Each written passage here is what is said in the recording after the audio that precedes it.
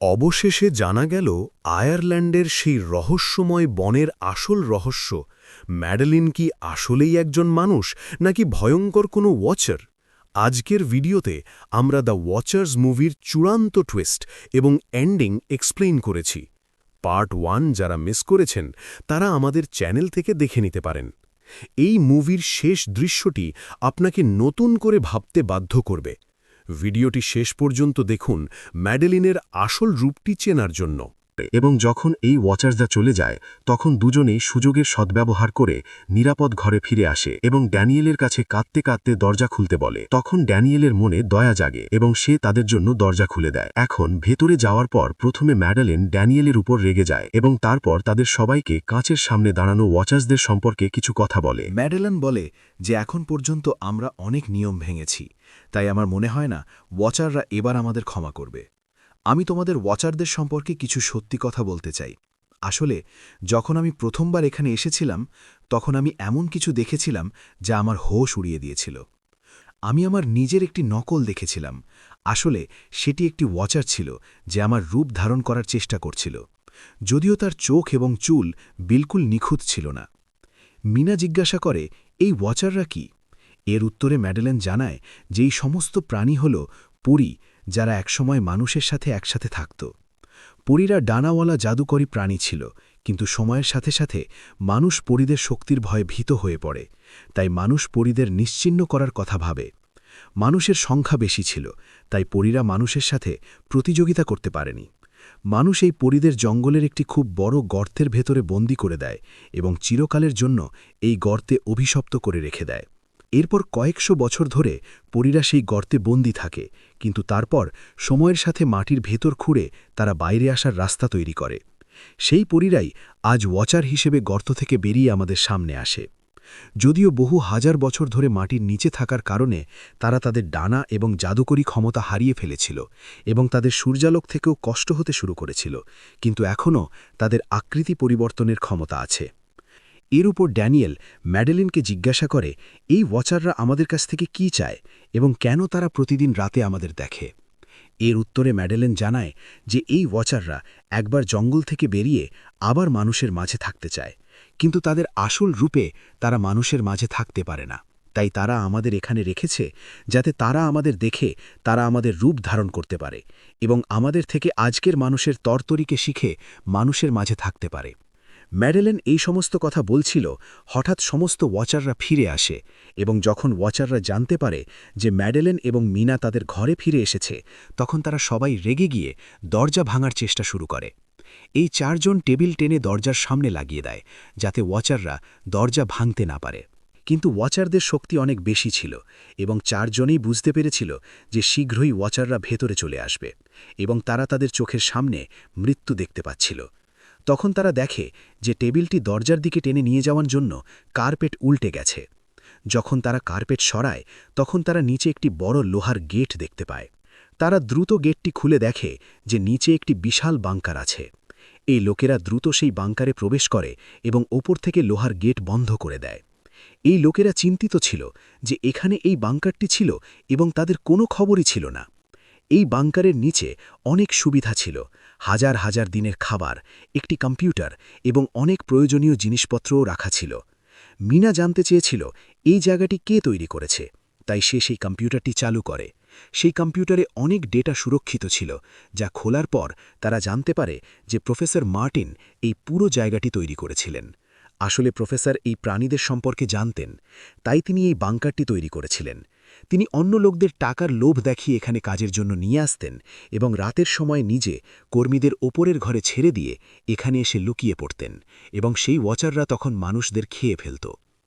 পরের ভিডিওতে doctor Martin ব্যাখ্যা করেন যে তার গবেষণার সময় তিনি একটি খুব ভিন্ন পরীর দেখা পান যে আলোতেও সেই গর্ত থেকে বেরিয়ে আসতে পারত। ডাক্তার জানান যে সেই ওয়াচারটি একটি মেয়ের নিখুঁত রূপ ধারণ করেছিল, যাকে কেউ চিনতে পারত না। সে খুব ভালো ছিল, সে ডক্টর মার্টিনকে হত্যা করেনি। ডক্টর মার্টিন তাকে এখানে নিয়ে আসেন। তারপর প্রফেসর ক্যামেরাটি অন্যদিকে ঘুরিয়ে দেন। তখন তিনি দেখেন যে প্রফেসর সেই ছোট্ট মেয়েটির রূপে আসা ক্রুচারকে একটি খাঁচায় বন্দী করে রেখেছেন। ডাক্তার তার সাথে কি পরীক্ষা করতে যাচ্ছিলেন জানা নেই। সেই কম্পিউটারে অনেক ভিডিও ছিল এবং প্রতিটি ভিডিও কিছু না কিছু বলছিল। মিনা শুধু জানতে চেয়েছিল যে আখির কি হয়েছিল, তাই সে শেষ ভিডিওটি চালায় যেখানে সে দেখে যে প্রফেসর নিজেকে এবং সেই পরীকে হত্যা করতে যাচ্ছেন। তিনি মারা যাওয়ার আগে এই জঙ্গলে আটকে পড়া লোকেদের জন্য এখান থেকে বেরোনোর রাস্তা দেখান এবং বলেন যে সন্ধ্যায় পাখিরা যে দিকে উড়ে যায় সেই দিকে দৌড়ে তারা এই জঙ্গল থেকে বেরিয়ে যেতে পারে। তিনি এই রেকর্ডিং বার্তাটি পাঠিয়ে বলেন যে যদি কেউ এই জঙ্গল থেকে বেরিয়ে আসতে সফল হয় তাহলে সে বিশ্ববিদ্যালয়ে গিয়ে আমার সমস্ত গবেষণা নষ্ট করে দেয়। আমি এখানে এসে একটি বড় ভুল করেছি। এরপর প্রফেসর ওপরে চলে যান এবং তারপর দুটি গুলির শব্দে তারা বুঝতে পারে যে প্রফেসর প্রথমে সেই পরীকে এবং তারপর নিজেকে গুলি করেন। আচ্ছা, আজ রাতে এই চারজনেই খুব খুশি ছিল, কারণ তারা এই জঙ্গল থেকে জীবন বাঁচানোর একটি উপায় খুঁজে পেয়েছিল।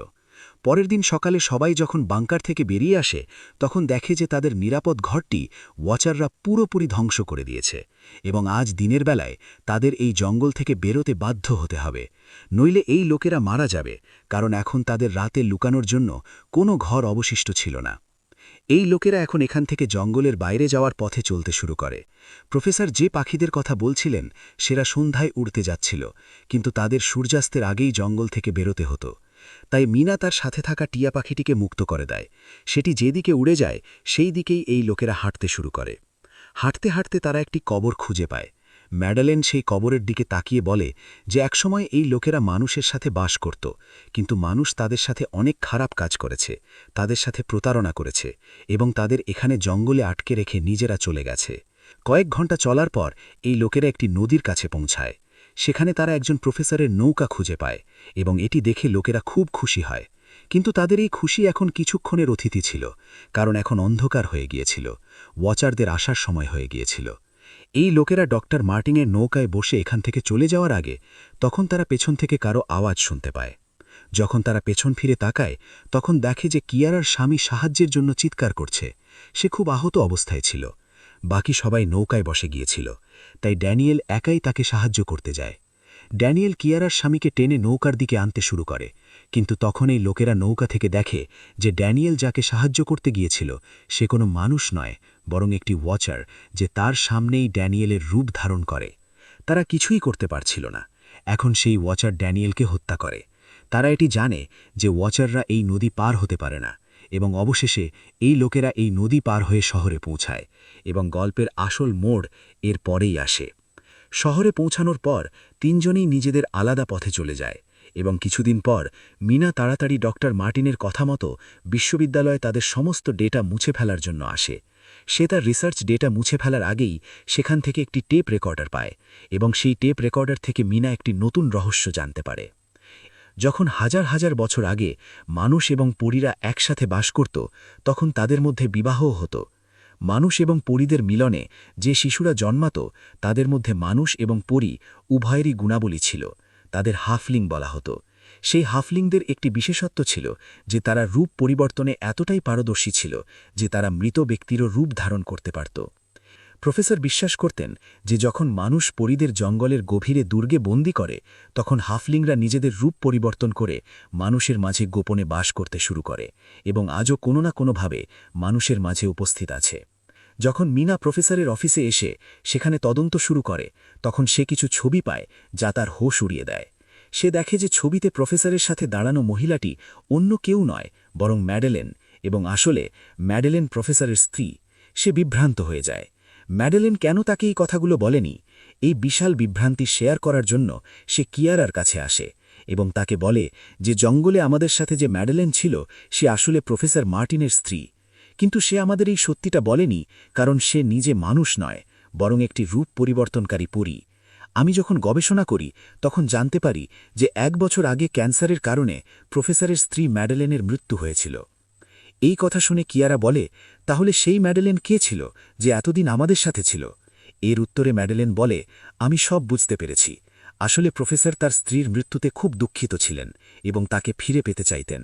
এবং যখন প্রফেসর এই রূপ পরিবর্তনকারী পরীদের সম্পর্কে জানতেন তখন সেই রূপ পরিবর্তনকারী প্রফেসর যে পরীটিকে খাঁচায় বন্দী করে রেখেছিল সে তার কাছে একটি মেয়ের নিখুঁত রূপ নিয়ে আসে। প্রফেসর তার স্ত্রীর ছবি দেখিয়ে সেই পরীটিকে ম্যাডেলেনের মতো দেখতে করে দেন, কারণ সেই পরীটি অন্য পরীদের থেকে আলাদা ছিল। সে দিনের বেলাতেও বাইরে আসতে পারত। মিনা বলে, আমি ম্যাডেলেনকে এখানে ডেকেছি। আমাদের কোনোভাবে তাকে জঙ্গলে ফিরিয়ে পাঠাতে হবে। ঠিক সেই সময় একটি গাড়ি এসে সেখানে থামে। সেই গাড়ি থেকে নামা ব্যক্তিকে দেখে মিনার নিঃশ্বাস গলায় আটকে যায়। সে ছিল কিয়ারা, অর্থাৎ যে এতদিন মিনার সাথে ছিল সে ছিল ম্যাডেলেন। সে কিয়ারার রূপ ধারণ করেছিল।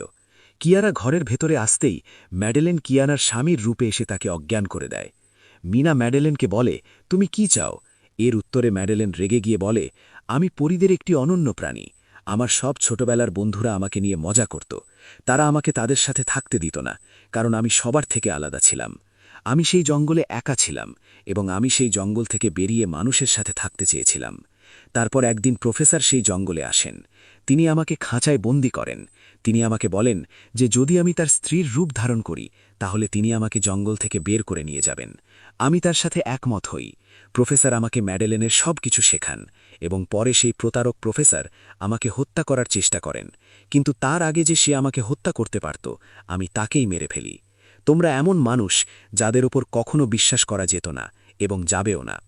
এখন তুমিও আমার সত্যিটা জেনে গেছ, তাই তোমাকেও মরতে হবে এবং তোমাকে হত্যা করার পর আমি তোমার রূপে মানুষের মাঝে বাস করব। এই বলে ম্যাডেলিন মিনার রূপ ধারণ করে এবং তাকে গলা টিপে মারতে শুরু করে। তখন মিনা ম্যাডেলিনকে জিজ্ঞাসা করে, প্রফেসর কি তোমাকে বলেনি তুমি কেন দিনের বেলায় বাইরে যেতে পারো? আসলে তুমি একজন হাইব্রিড, অর্ধেক মানুষ এবং অর্ধেক পরী, তাই তুমি মানুষ এবং পরীদের মাঝে থাকতে পারো। আমি জানি পৃথিবীতে একা থাকার অনুভূতি কেমন, কিন্তু তুমি একমাত্র হাফলিং নও। তোমার মতো আরও হাফলিং আছে যারা কোনো না কোনো রূপে মানুষের মাঝে বাস করছে। এই সত্যিটা জানার সাথে সাথেই ম্যাডেলিনের শরীর হঠাৎ তার আসল রূপে ফিরে আসতে শুরু করে। মুহূর্তের মধ্যে তার ডানা বেরিয়ে আসে এবং এরপর সে মিনাকে এখানে ছেড়ে দিয়ে এখান থেকে উড়ে চলে যায়। এরপর কয়েক সপ্তাহ পরের দৃশ্য দেখানো হয়, যেখানে মিনা তার বোনের সাথে থাকতে শুরু করেছে। সে তার বোনকে বলে যে হয়তো সেই পরী এখনও আমাকে অনুসরণ করছে। তখন মিনার বোন তাকে বলে, ভয় পেও না, এমন কিছুই নেই। এবং গল্পের শেষে আমরা একটি ছোট্ট মেয়েকে দেখি যে সেই সময় মিনার বাড়ির নিচে দাঁড়িয়েছিল। সে আর কেউ নয়, ম্যাডেলেন, যা এখন সেই রূপে তাদের জগতে বিদ্যমান। এবং এরই সাথে এই গল্পটি শেষ হয়। যদি আপনাদের এই ভিডিওটি ভালো লেগে থাকে তবে আমাদের চ্যানেলটি সাবস্ক্রাইব করুন এবং ভিডিওটি লাইক করুন।